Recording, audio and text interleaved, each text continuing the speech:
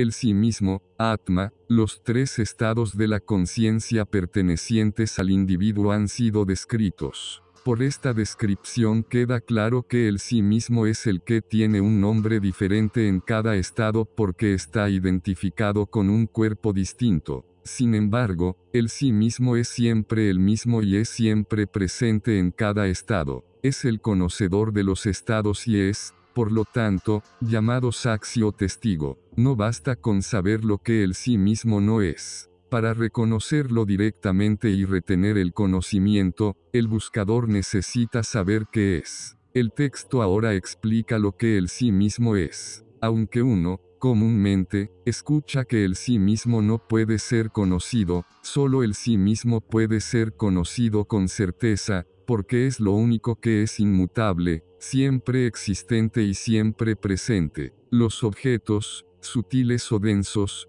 que uno conoce, poseen un estatus ontológico peculiar, no reales ni irreales. Cualquier conocimiento de ellos se encuentra sujeto a error y a corrección, porque nunca son los mismos. La naturaleza del sí mismo, Satchitananda Swarupa. Si el sí mismo no es ninguna de las 5 capas ni ninguno de los 3 cuerpos, entonces ¿qué es? Es la conciencia de estos. Esta conciencia es conocida como Chit. Debido a Chit las cosas son conocidas. Por lo tanto, es llamado conocedor. El sí mismo no cambia cuando los 3 cuerpos y sus respectivos estados cambian. Está más allá del tiempo y, por lo tanto, se lo llama aquello que existe siempre, Sat. Las limitaciones que los cuerpos sufren no afectan al sí mismo. Es ilimitado. Es autorresplandeciente y ve al espacio como un objeto en su interior y penetra cada átomo del cosmos. Es ilimitado y completo, Purna. Es un todo sin partes. El sí mismo es la naturaleza de cada cosa viviente y no viviente, pero no es conocido porque toda nuestra atención es atrapada por 1. El intento de guardarnos de la muerte. La muerte, no obstante, no es un problema para el sí mismo. Los intentos de prevenirla delatan falta de discriminación. 2. El intento de obtener libertad de un sentido de limitación percibido. Este esfuerzo es fútil, porque el sí mismo es ya, de hecho, completo. Los problemas aparentes que los humanos sufren provienen de la identificación innecesaria con aquello que cambia. 3. El intento de eliminar la ignorancia buscando conocimiento objetivo. El sí mismo, sin embargo, está más allá del conocimiento y la ignorancia. Es aquello por lo cual yo sé lo que sé y no sé lo que no sé. El tiempo es una proyección de la mente, un concepto relativo, no absoluto. La identificación con el tiempo nos hace preocuparnos por el nacimiento y la muerte. El hecho de que este es relativo queda probado por la experiencia común de que, cuando uno se está disfrutando a sí mismo, el tiempo parece moverse a mayor velocidad, mientras que, cuando uno está sufriendo, parece moverse con lentitud. Lo mismo demuestra el hecho de que, lo que hizo feliz a un niño no necesariamente lo alegra cuando es un adulto. El sí mismo es atemporal o eterno. La felicidad como la han definido los humanos no es otra cosa que un estado temporal de la mente. La verdadera felicidad sucede cuando uno sabe que es el sí mismo. Los objetos no pueden proporcionar la felicidad. Por ejemplo, en el estado de sueño profundo no hay objetos, no hay cuerpo ni mente, sin embargo, uno experimenta la dicha sin límites, el sí mismo, el universo, Jagat. ¿Qué es el cosmos y cómo evolucionó? Ahora explicaremos el cosmos y la evolución de los principios cósmicos. El universo, nacido de Maya, depende del sí mismo, la conciencia, para existir. Esta conciencia es llamada Brahman y es uno mismo con Atman, el sí mismo. La palabra Brahman quiere decir infinito o ilimitado. Entonces surge la pregunta, ¿cómo es que el mundo objetivo, el cual es finito, viene de lo infinito? Debido a que lo infinito no puede tener fin, la presencia de una realidad temporal implica un problema. Maya. Un objeto creado puede serlo a raíz de un cambio o una modificación de la sustancia con la cual fue hecho, o por un error que confunde la verdadera sustancia con algo más. Un ejemplo del primer tipo de creación sería un jarrón hecho con un trozo de arcilla. Para comprender la creación como un error en la percepción, tendremos que considerar la siguiente situación. En el crepúsculo, un viajero sediento se acercó al pozo del pueblo. Mientras se agachaba, retrocedió atemorizado al ver una gran serpiente enroscada en el cubo de agua. Incapaz de moverse a causa del temor de ser mordido, imaginó cosas terribles, incluyendo su propia muerte. En ese momento, un anciano que bajaba al pozo notó al viajero que permanecía en su sitio, petrificado por el miedo. ¿Cuál es el problema?, le preguntó gentilmente.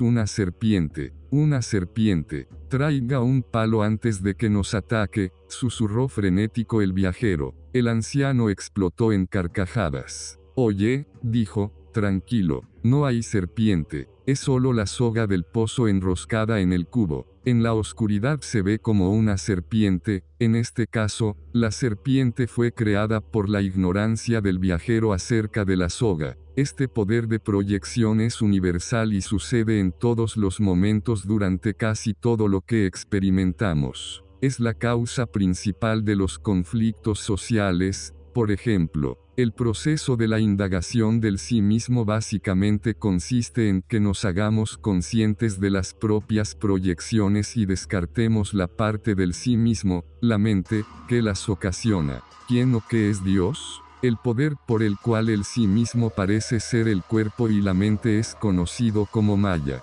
Debido a que esta es una realidad no dual compuesta solo de conciencia ilimitada, es decir, el sí mismo, este poder reside en este sí mismo. Cuando el sí mismo opera este poder y produce la, en apariencia, experimentable realidad que llamamos mundo, es llamado Dios, el Creador, Isvara. Cuando se identifica con los tres cuerpos es llamado individuo, Jiva. Esencialmente, el individuo y Dios son el mismo, pero también hay una diferencia. El individuo se encuentra bajo el control de Maya y solo puede crear un mundo personal a partir de sus pensamientos, pero Dios controla Maya y crea el mundo material. Mientras uno se siente separado de todo, sufre. ¿Cómo podría entonces uno reconocer su identidad con Dios, la totalidad? El individuo posee tanto un cuerpo sutil como un cuerpo denso. Mientras que el cuerpo denso absorbe la conciencia como un ladrillo absorbe la luz, el cuerpo sutil es reflector y el sí mismo puede ser aprehendido en este.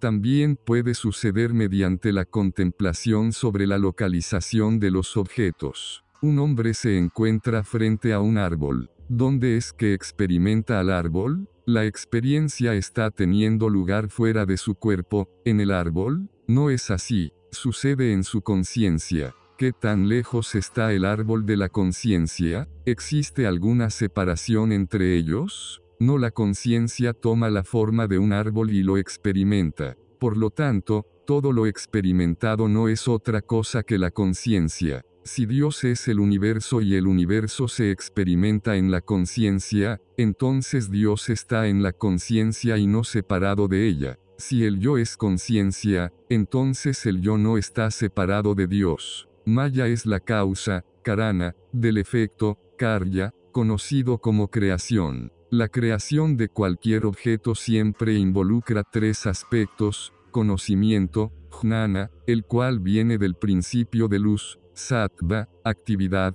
kriya, el cual procede del principio energético, rajas, y la materia inerte, tamas. Sattva, rajas y tamas son los tres gunas. Gunas quiere decir ataduras. Son llamados ataduras porque la identificación con ellos ata al individuo con el mundo. Maya y la creación dependen del sí mismo, pero el sí mismo es eternamente libre de ellas. Creación. Dos causas son necesarias para cualquier creación deliberada: una causa eficiente, nimitta karana, y una sustancia material, upadana karana. Cuando un jarrón es creado, la mente del alfarero y la idea en este son la causa eficiente y la arcilla es la causa material. La causa eficiente debe contar con los conocimientos necesarios, inteligencia y poder para crear. De acuerdo con la creación del universo, podría parecer que el creador creó el mundo a partir de la materia. Pero ¿quién creó la materia? Lo que sucede es algo similar a lo que pasa con una araña, que es tanto la sustancia de la telaraña como la inteligencia que le da forma. Los elementos. La siguiente sección del texto describe el proceso de evolución de los elementos densos y sutiles que conforman el universo.